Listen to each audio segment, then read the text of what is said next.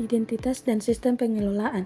Di Jerman, Civic Education dikenal sebagai Sachunterricht dan tidak diajarkan sebagai mata pelajaran khusus, melainkan digabung dengan pelajaran lain seperti sejarah, geografi, dan ekonomi. Selain itu, kurikulumnya ditentukan oleh masing-masing negara bagian atau Länder, sehingga lebih fleksibel dan bisa menyesuaikan kondisi daerah. Sementara itu, di Indonesia, PKN merupakan mata pelajaran wajib yang berdiri sendiri. Materinya sudah tersusun jelas dan diatur secara nasional oleh Kementerian Pendidikan, Kebudayaan, Riset, dan Teknologi.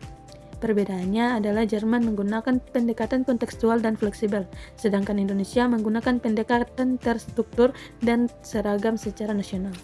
Prinsip dan tujuan pembelajaran. Jerman menerapkan sistem desentralisasi di mana setiap Länder memiliki kewenangan dalam mengatur pendidikan, tetapi tetap berpedoman pada konstitusi yaitu Grundgesetz.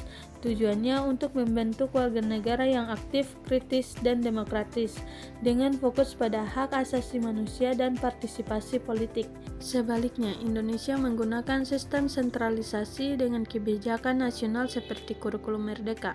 Tujuannya untuk membentuk karakter berdasarkan nilai Pancasila serta menanamkan rasa nasionalisme dan persatuan.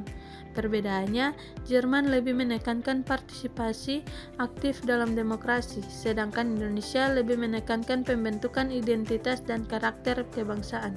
Dampak dan analisis. Di Jerman, siswa cenderung lebih kritis, berani berpendapat, dan aktif dalam isu sosial maupun politik karena terbiasa dengan pembelajaran yang partisipatif. Sedangkan di Indonesia, siswa memiliki nilai moral yang kuat, rasa nasionalisme tinggi, tetapi partisipasi aktif masih perlu ditingkatkan. Perbedaannya, Jerman unggul dalam praktik dan partisipasi, sedangkan Indonesia unggul dalam nilai dan pembentukan karakter. Struktur dan implementasi. Jerman lebih fleksibel, yaitu kelas khusus atau terintegrasi bervariasi per daerah atau sekolah. Namun ada ketidaksetaraan akses. Sedangkan Indonesia menerapkan standarisasi nasional sebagai mata pelajaran wajib dari SD hingga SMA dengan adaptasi lokal. Kualitas pengajaran. Jerman menggunakan pendekatan interaktif dengan diskusi terbuka dan pembahasan isu terkini. Sedangkan Indonesia sedang bertransisi dari model ceramah atau hafalan ke metode aktif melalui kurikulum Merdeka.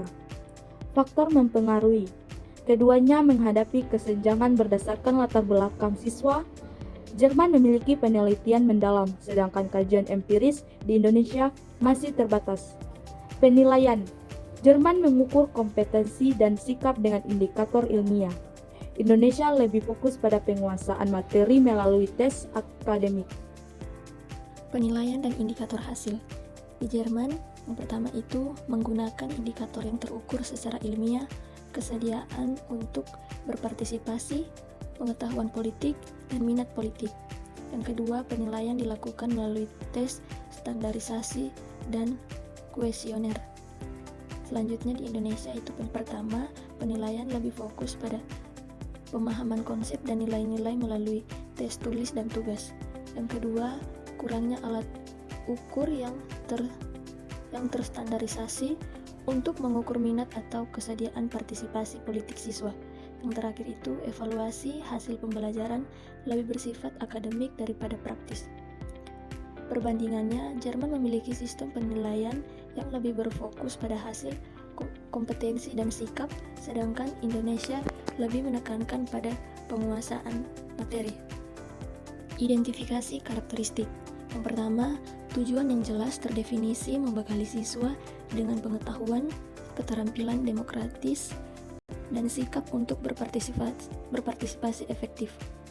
Memiliki tujuan langsung, peningkatan pengetahuan dan minat politik, dan tidak langsung, kesediaan berpartisipasi di masa depan. Yang kedua, terintegrasi dalam sistem pendidikan merupakan bagian penting dari misi sekolah, diberikan melalui kelas khusus atau integrasi di berbagai mata pelajaran. Implementasi bervariasi sesuai tingkat kelas, negara bagian, dan jenis sekolah. Yang ketiga, fokus pada kualitas pengajaran yang beragam menekankan iklim kelas terbuka, pembahasan peristiwa terkini, dan aktivitas kognitif untuk mendorong pemikiran tingkat tinggi. Yang keempat, berhubungan dengan faktor individu dan konteks hasil pembelajaran dipengaruhi oleh latar belakang sosial ekonomi, jenis kelamin, latar belakang imigran, serta jenis dan tingkat sekolah. Yang kelima, menggunakan indikator yang terukur hasil diukur melalui kesediaan berpartisipasi, pengetahuan politik, dan minat politik. Dan yang terakhir, berbasis teori dan bukti empiris didukung oleh teori-teori demokrasi, deliberatif, dan perilaku yang direncanakan dengan penelitian menggunakan metode ilmiah dan alat pengukuran yang valid. Perbandingan Jerman dan Indonesia dalam pendidikan kewarganegaraan.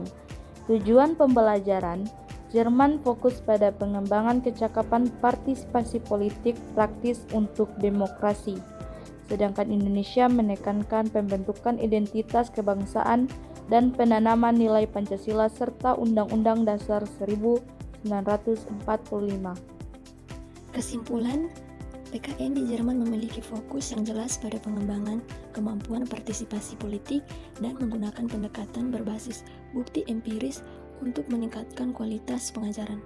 Sementara itu, PKN di Indonesia lebih berorientasi pada pembentukan identitas, kebangsaan, dan penamaan nilai dasar negara.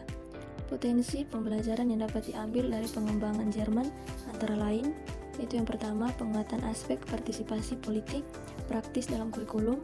Yang kedua, pengembangan metode pengajaran yang mendorong aktivitas kognitif dan diskusi terbuka. Yang ketiga, peningkatan penelitian empiris untuk mengevaluasi dampak PKN terhadap perilaku siswa. Dan terakhir, perhatian lebih pada kesenjangan hasil pembelajaran berdasarkan